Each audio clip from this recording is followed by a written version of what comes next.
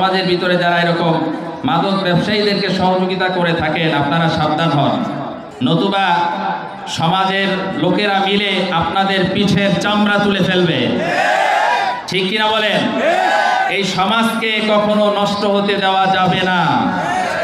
সমাজ চলবে আল্লাহর কোরআন দিয়ে, রসুলের হাদিস দিয়ে। ঠিক কিনা বলেন?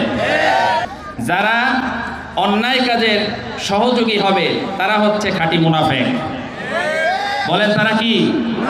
যারা মাদক ব্যবসায়ীদেরকে সহযোগিতা করেন তাদের উদ্দেশ্যে আমি কোরআনে কারীমের একটি আয়াতে কারীমা শুনিয়ে দিতে চাই। আল্লাহ সুবহানাহু ওয়া তাআলা সূরা আল মায়েদা 2 নম্বর আয়াতে কারীমার ভিতরে বলছেন, ওয়া তাআওয়ানু আলাল বিররি ওয়াত তাকওয়া ওয়া লা তাআওয়ানু আলাল ইসমি ওয়াল উদওয়ান।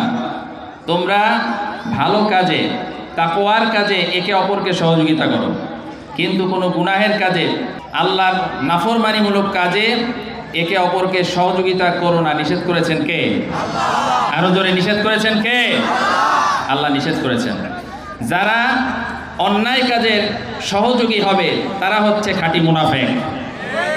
বলেন তারা কি? এটা আমার কথা নয়, আল্লাহ বলেছেন।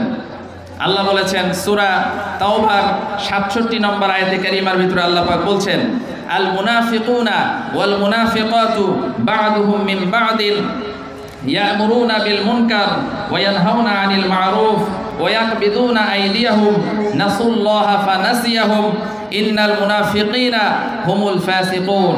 আল্লাহ পাক বলছেন যে মুনাফিকরা একে অপরকে অন্যায় কাজে সহযোগিতা করে, অন্যায় কাজের আদেশ দেয়, নাউজুবিল্লাহ বলেন, এবং ভালো কাজে বাধার সৃষ্টি করে। সুতরাং যারা মাদক ব্যবসায়ীদেরকে সমর্থন করেন তাদের থেকে পার্সেন্টেজ গ্রহণ করে আল্লাহর কোরআনের বিরুদ্ধে অবস্থান নিয়েছেন, তারা সুস্পষ্ট মুনাফিক। এই সমস্ত মুনাফিকদেরকে সমাজের ভিতরে চিহ্নিত করতে হবে, তাদেরকে সমাজ থেকে বয়কট করতে হবে। ঠিক কিনা বলেন? কারণ তারা সমাজের শত্রু, যুব সমাজের শত্রু, এই প্রজন্মের শত্রু, তারা আল্লাহর শত্রু, রসুলের শত্রু। ঠিক কিনা বলে? তারা হচ্ছে সুস্পষ্ট মুনাফিক। আর মুনাফিকদের স্থান হলো জাহান্নামের তলদেশে। আল্লাহ কোরআনে কারীমের ভিতরে বলেছেন, ইন্নাল মুনাফিকিনা ফিদ দারকিল আসফালি মিনান নার। মুনাফিকদের স্থান হবে জাহান্নামের একেবারে তলদেশে। কাজেই সমাজের ভিতরে যারা এরকম মাদক ব্যবসায়ীদেরকে সহযোগিতা করে থাকেন আপনারা সাবধান হন, নতুবা সমাজের লোকেরা মিলে আপনাদের পিঠের চামড়া তুলে ফেলবে।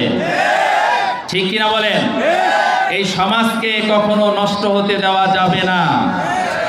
সমাজ চলবে আল্লাহর কোরআন দিয়ে, রসুলের হাদিস দিয়ে। ঠিক কিনা বলেন?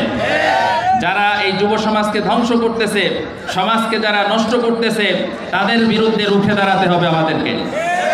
আমাদেরকে সচেতন হতে হবে, সোচ্চার হতে হবে। ঠিক কিনা বলেন?